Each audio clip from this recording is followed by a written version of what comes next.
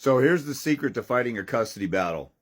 And it's really not so secret. I've talked about it before. Any of you have followed me before. I'm James, Father's Rights and Resources. I use the hashtag how I got custody. If you want to find me anywhere on the internet, use that hashtag. I got full custody of my daughter when she was 7 months old, destroyed the mother's attorney, destroyed the guardian litem. And then after that, I was in and out of court for modifications, relocation, contempt, child support, off and on until my daughter was 20 or 19 when I was going back to court for college child support, which they didn't award the mother to pay, even though she made 3 times as much as me, because there are a bunch of radical feminists up in there. But I thought I'd give it a try. So in any case, here we go.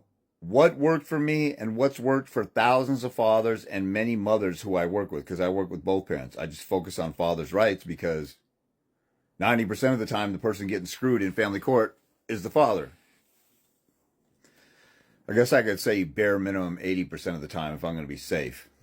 But first and foremost, you got to have a mindset that you're going to war.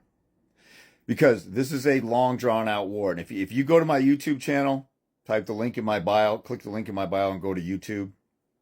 Or the link, if this is on Instagram or Facebook, type the link and go to my YouTube channel. I have a couple of inspirational videos on the mindset and the warfare, and then it's long term. This is a marathon, not a sprint. So you have to have a mindset that I'm going to war over my kid, and this is going to be ugly, especially if you were blindsided with a restraining order or falsely accused, or if you're just coming across my page and you're halfway through your custody battle and you're on supervised visits or whatever. It's still a war, and it's long term. So the real secret is your mindset. Like with anything in life, if you make up your mind you want to do something, you'll go through pain and suffering or hell and high water to do it, you'll do it. So, but you got to make up your mind about this, because guys will get mad and frustrated, and we're so used to having everything snappity quick, push button, fast food, microwave, everything's fast and quick. I want something, I'll order from Amazon and get it tomorrow at my front door. You are in a long, drawn-out war. If you want to get in shape and build muscle, you're going to have to, I'm not going to get that overnight. I need to, have goals for a year out or something like that. And you got to stick to it. And this is here's another part, is you have to realize this is a war of attrition. You don't always win within the boundaries of the court. 95% of court cases settle outside of court at mediation, or somebody says, I throw in the towel, I just quit, let's just settle. I beat the snot out of my baby's mom so bad. I fought off restraining order attempts. I went to court and got temporary visitation 5 days a week. Now, it took me 2.5 months to just get these 2 steps. 2 steps, fight off a restraining order and get 5 days a week visitation, temporary orders. It took 2.5 months to do that. That should take 2 weeks. Now, if I knew back then in 2001 what I know now, I would have got that done in a few weeks. But I was totally lost. I didn't know what I was doing. The help I got from Bob Carls at Dads Against Discrimination, he gave me this much information. He gave me 1% of the stuff I share with you guys for free. So, but in any case, I had my mind made up. I'm fighting for my daughter. I drop everything else. That mindset of I'm going to war, the stuff that comes with it is I'm dropping everything else. I'm not going out and partying and hanging out with my friends as much as I used to. My priority is to spend time outside of work on my case. I had a guy recently, I was talking about something like this on a video on my last TikTok, which got banned because I said some politically incorrect stuff or whatever. He was like, F all that stuff. I got to work in overtime and then come home and blah, blah, blah. He didn't want to fight. He was acting like Mr. Tough Guy. And that's what you do when you don't want to fight and things are hard and it's tough and you don't love your kids enough to want to fight for them. You say, well, I got work in overtime. I had 2 jobs when I went through my custody battle. And then when I got custody, I had 2 jobs still. And sometimes I couldn't get babysitters. I actually snuck my daughter into work sometimes as a truck driver. I had her, sit in the extended cab of the truck that I was driving. Had to do everything that I could to survive and be a dad and make sure she was okay. So all that being said, it's kind of crazy. Like the stuff I've done to bend over backwards for people who don't make an extra sacrifice and they need some help.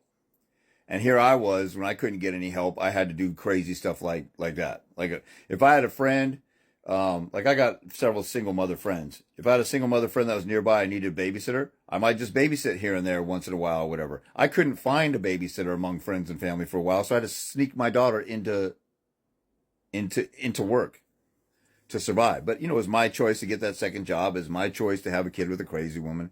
So that was life. But all this excuse making, there's nothing more important in your world right now if you're in a custody battle than to secure your life with your kids. There's nothing.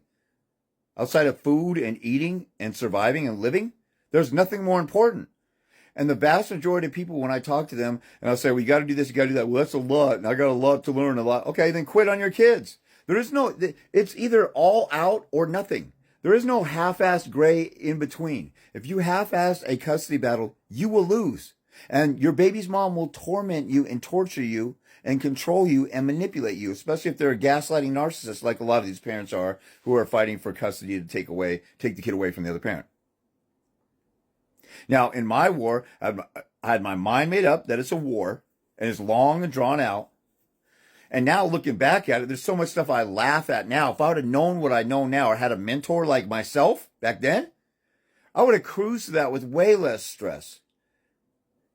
And so back to my point, 95% of cases settle out of court. Who do you think surrenders the most when you settle, when you come to the table? If you're on supervised visitation, I've had guys who are so dumb, they're on 4 hours of supervised visitation. They're like, please, can we just settle? I'll settle on, can you just give me every other weekend? What you're doing is you're showing your cards that you're desperate to end this stuff. And then you ask for something unrealistic that you would never get. She's already got you on supervised visitation. Why would she give you every other weekend? You're limiting yourself. If that lady's lying about you, if it's me, I'd go to trial and prove she's a mentally ill narcissist. There's a case that's in Washington State Supreme Court. The dad was being alienated. The mother had custody after they separated. She had custody during the divorce battle. And at trial, he got full custody. And then she appealed and she got custody back, based on her being the primary caretaker. And then he appealed to the Supreme Court of Washington, and they said primary caretaker is not a factor in our law, so they reversed it back to him. So he went through probably a 7-year, probably at least, if it was short, divorce in a year, Court of Appeals in a year, 3 years. It could have lasted 4 or 5, maybe longer. But that's Kovacs, Kovacs. It's a link in my flow page. There's a link to it. If you're in Washington, every dad should know the Kovacs case, because women go to court and say, I was the primary caretaker. And this is what happens when you get an attorney.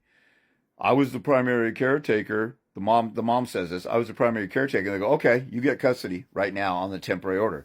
Your attorney doesn't even cite Kovacs and say that's not a factor. The Supreme Court said it's not a factor. You can't make a decision off of that. Your attorney, who's an attorney at law, doesn't know higher court case law in your own state. I see it all the time. So anyway, when you're settling out of court, the person who's getting beat down the most is the one who surrenders the most. And if you show your cards, you're like, please rescue me, then she's drooling and salivating. Now I got this mother effer now. But if you go to war, like I didn't flinch. I didn't show any signs of anything when the mother saw me in court. I was relentless. I kept at it. And then when I got 5 days a week visitation, I'd went in front of a family law commissioner and they gave me 0. And then I appealed from a family law commissioner to judge, because my mindset was don't give up. Now what can I do? Now what's next? Now what's my next option? I didn't find out till like day 9 and I had 10 days to do a revision. So I had to hurry up and do that. Then I go to court and now she's got an attorney, so she gets a continuance. Dragging out. If I didn't realize there's a long-term war, I would have quit and surrendered and on the mother's terms. And then I got her found in contempt. And then they did discovery, so I did discovery. And at some point, the mother cracked and broke and surrendered. And we settled out of court on me having custody. Now, some people might say, oh, that's not a victory, you settled. 95% of court cases settle. So if you get your kid by default, by settling, or by trial, it doesn't matter. You make up your mind you're going to go to war. You get on the offensive, and then you use every tool and weapon and option available to you. And it goes in line with the mentality of a war. It's a long haul. It's going to be blood, sweat, and tears. And you use every tool and option. What are all those? You need to get a consult with me or look at all my videos.